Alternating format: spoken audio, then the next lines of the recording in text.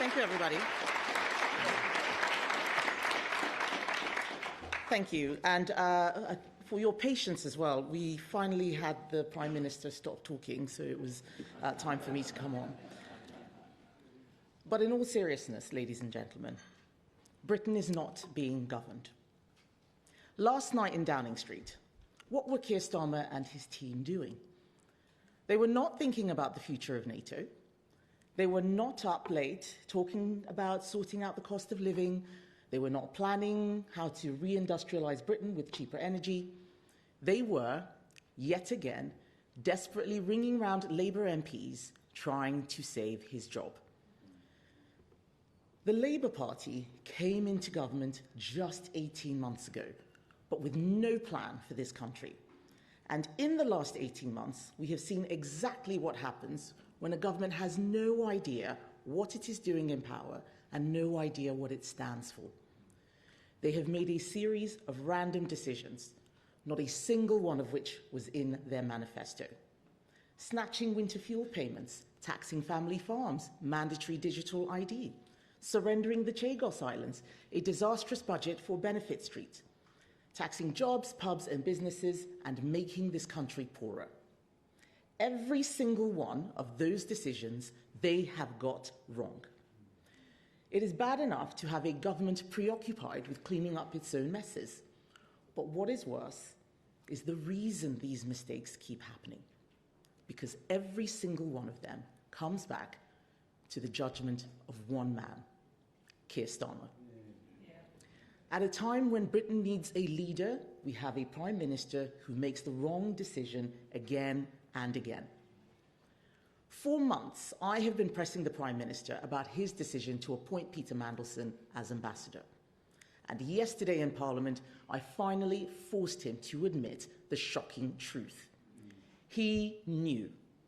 He knew that Mandelson had a continuing relationship with Jeffrey Epstein. He knew Mandelson had stayed in his house while Epstein was in jail for child prostitution. The Prime Minister knew all this, and yet he appointed Peter Mandelson anyway to the most prestigious job in the diplomatic service. The Prime Minister brushed aside the security warnings. He turned a blind eye to what he knew about Mandelson's association with one of the world's most notorious paedophiles.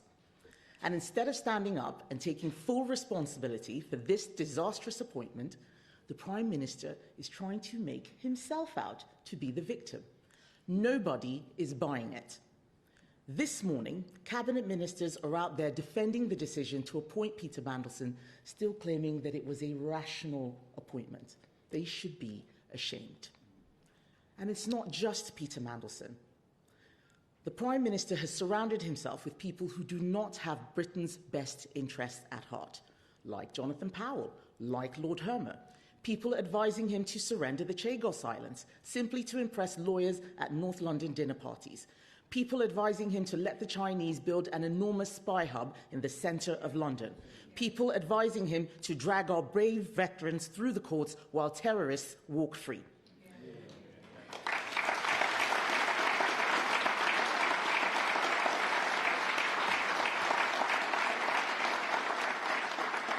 I am afraid that Keir Starmer is either too weak or too foolish to see the folly of what he is agreeing to. Even the Health Secretary has said that there is a toxic culture in Number 10. Cabinet ministers briefing against each other, not focused on their jobs. We have constant U-turns. This is not just a Westminster bubble story. Britain is not being governed. And this is having an impact on the lives and the livelihoods of people across the country. Britain is getting poorer, and Britain is getting weaker because of Keir Starmer's bad judgment. It cannot go on. It is now up to Labour MPs to do the right thing. I know there are many of them who are horrified by what has happened. We saw that in the House of Commons just yesterday. They might now expect the Prime Minister to take responsibility, but we know he won't. He will have to be dragged out of Number 10. So, I am making them an offer. If they want the change they know the country needs, come and speak to my whips, and let's talk seriously about a vote of no confidence to force the moment.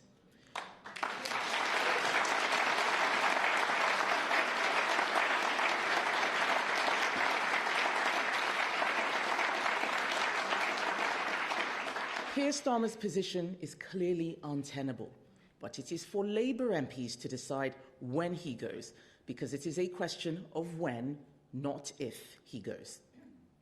Just now, Keir Starmer has given a speech supposedly about local funding and integration, no doubt another mission or pledge or milestone that was made up by an aide yesterday afternoon, yet another relaunch that in a week's time no one will remember.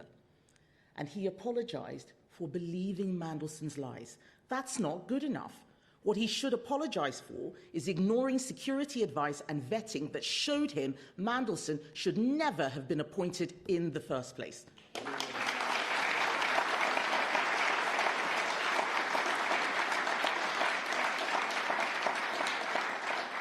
But, ladies and gentlemen, you will notice that he cannot bring himself to do that because his self-righteousness is his greatest weakness.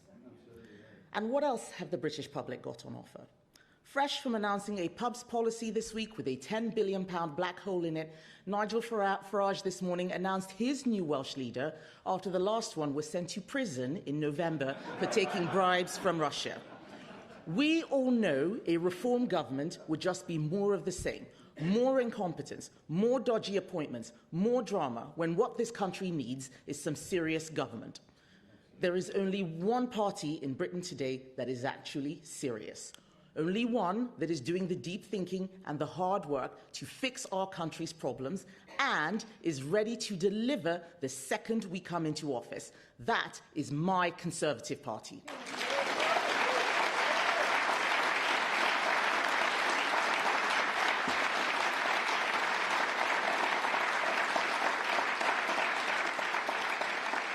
And some people will ask, and we must admit, yes, we made mistakes, but we acknowledge them and we have learned from them. That is the difference between us and everyone else. We are on the side of hard-working people, people who do the right thing and are fed up with a government that isn't working for them. We are on the side of those who play by the rules. We are not on the side of people claiming benefits when they could and should be working. We are not on the side of spivs and scammers who think the rules don't apply to them.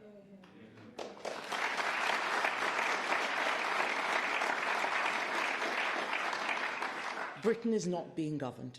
We need to show that we can do better, that a government with a plan can fix the things going wrong in our country. That is our alternative, our strong borders plan, our cheap power plan, our £47 billion savings plan, our plan to abolish stamp duty, our plan to fix the high street, our plan to get Britain working again.